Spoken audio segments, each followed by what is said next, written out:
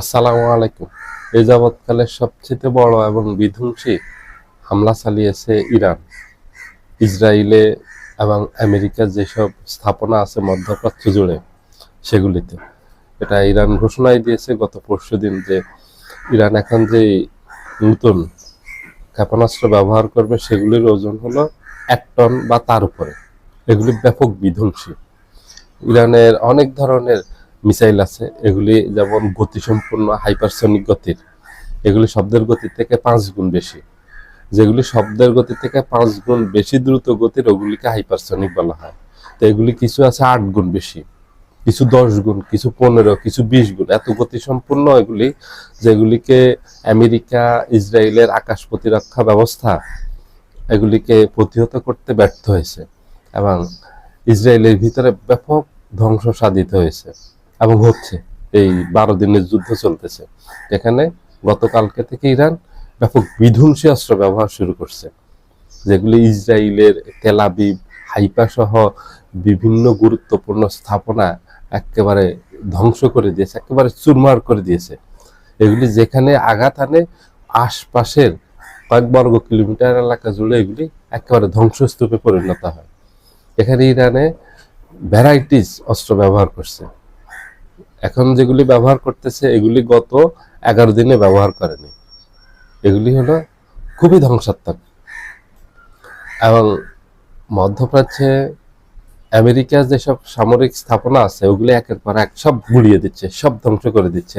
এমনকি আমেরিকান সৈন্যরা যেখানে আশ্রয় নিচ্ছে, এই যে আরব আমিরাত, কুয়েত, কাতার, সৌদি আরব, বাহরাইন, জর্ডান, এই দেশগুলিতে যেসব সৈনিক আছে, এখনো আমেরিকান সৈন্যরা আছে, ঘাঁটি ছেড়ে বিভিন্ন হোটেলে আশ্রয় নিচ্ছে, বিভিন্ন ভবনে আশ্রয় নিচ্ছে, সেখানেও হামলা চালাচ্ছে। এখন ইরান খুঁজে খুঁজে হামলা চালাচ্ছে। ইরান ঘোষণায় দিয়েছে যে আমেরিকার কোন কোন এখনো এই স্থাপনা আছে সেগুলি খুঁজে বের করে সেগুলিতে হামলা চালাবে। গত 12 দিনে একেবারে পুরো মধ্যপ্রাচ্যে আমেরিকা যেসব স্থাপনা আছে ওগুলি তছনছ করে দিয়েছে। আমেরিকা যেভাবে ভেবেছিল যে খুব দ্রুত এই যুদ্ধ শেষ হয়ে যাবে, খামেনিকে হত্যা করলেই, আমেরিকার আশায় গুড়ে বালি।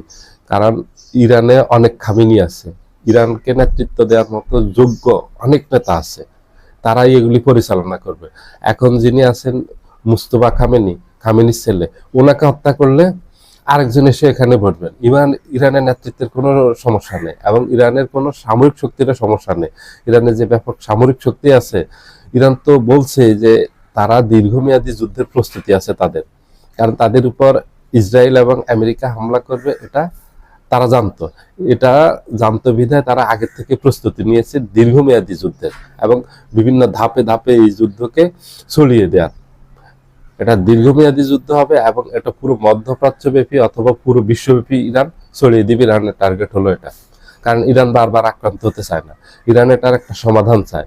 গত বছর জুন মাসে ইরানের উপর আক্রমণ করছে হঠাৎ করে ইসরায়েল, সেখানে আবার একসাথে আমেরিকাও যোগ দিয়েছে। এই বছর আবার হঠাৎ করে আক্রমণ করলে এইভাবে প্রত্যেক বছর আক্রমণ করবে, অথবা ইসরায়েল আমেরিকার যখন মন চাইবে ইরানের উপর আক্রমণ করবে। ইরান এগুলি হতে দিবে না। ইরানের কথা হলো হয় মরবো, নাইলে মারবো, নাইলে একদম শেষ, শত্রুপক্ষ শেষ হবে, নাইলে আমরা শেষ হবে, তারপরে এই যুদ্ধ শেষ হবে, তার আগে হবে না।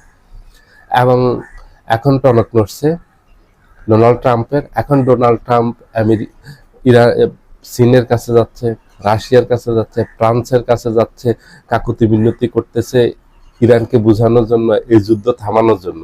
ইরান বলছে এই যুদ্ধ থামাবে না। ইরান আগেই বলছে এই যুদ্ধ যদি আমেরিকা ইসরায়েল শুরু করে তাহলে এটা শেষ করবে হলো ইরান, এটা শেষ হলো ইরানের হাতে। এখন ইরান সেখানেই আছে। এখন যে আমেরিকা ইসরায়েলের যুদ্ধ বিরতির জন্য, থামানোর জন্য যে এই চেষ্টা করতেছে, ইরান স্পষ্ট বলে দিয়েছে এই যুদ্ধ তারা থামাবে না।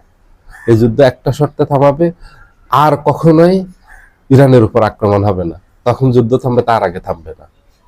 সবাই ভালো থাকবেন। আল্লাহ হাফেজ।